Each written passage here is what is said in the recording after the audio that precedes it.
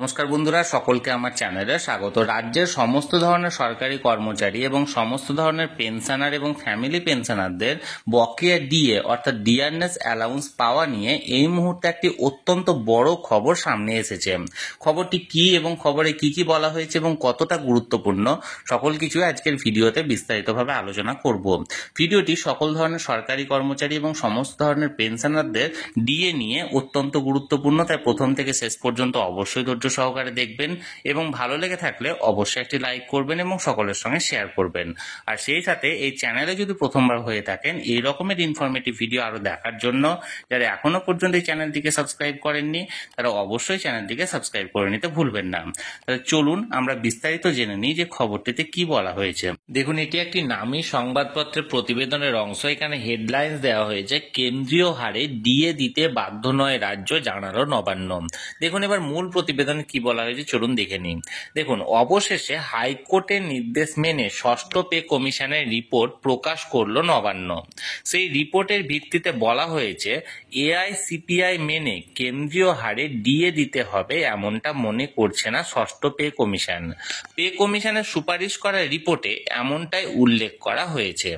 রাজ্য কেন কেন্দ্রীয় হারে ডিএ দিতে বাধ্য নয় তা 197 পাতার এই রিপোর্টে ব্যাখ্যা করা হয়েছে। সেখানে 131 নম্বর পাতার 12.4 পয়েন্টে বলা হয়েছে, আলোচ্য বিষয়গুলি বিবেচনা করে সরকার সময়ে সময়ে রাজ্যের আর্থিক সামর্থ্য অনুযায়ী কমিশনের সুপারিশ কার্যকর করতে পারে। সুপারিশ অনুযায়ী নির্ধারণ করা হতে পারে রাজ্য সরকারি কর্মীদের কি পরিমাণে মহার্ঘ ভাতা দেওয়া হবে। সেখানেই বলা হয়েছে এআইসিপিআই অর্থাৎ all India consumer price index মেনে রাজ্যকে যে ডিএ দিতেই হবে এমন কোনো বাধ্যবাধকতা নেই। অতএব ডিএ নিয়ে রাজ্য সরকারের অবস্থান আগে যা ছিল সেটাই প্রকাশ পেল ষষ্ঠ পে কমিশনের সুপারিশ করা রিপোর্টে। তবে রাজ্য সরকারের প্রকাশ করা এই রিপোর্ট দেখে উদ্বেগ প্রকাশ করেছেন রাজ্যের সরকারি কর্মীদের একাংশ।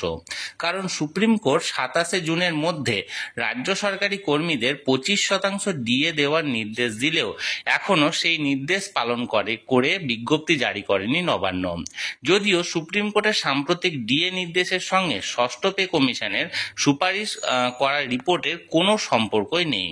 প্রসঙ্গত কয়েকদিন আগেই হাইকোর্টের এক শুনানিতে বিচারপতি অমৃতা সিনহা রাজ্য সরকারকে আগামী 1 জুলাইয়ের মধ্যে ষষ্ঠ পে কমিশনের রিপোর্ট প্রকাশ করার নির্দেশ দিয়েছিলেন।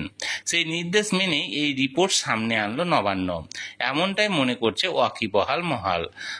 যদিও ষষ্ঠ পে কমিশনের সুপারিশ করা এই রিপোর্ট প্রায় 5 বছর পর প্রকাশ্যে আনলো রাজ্য।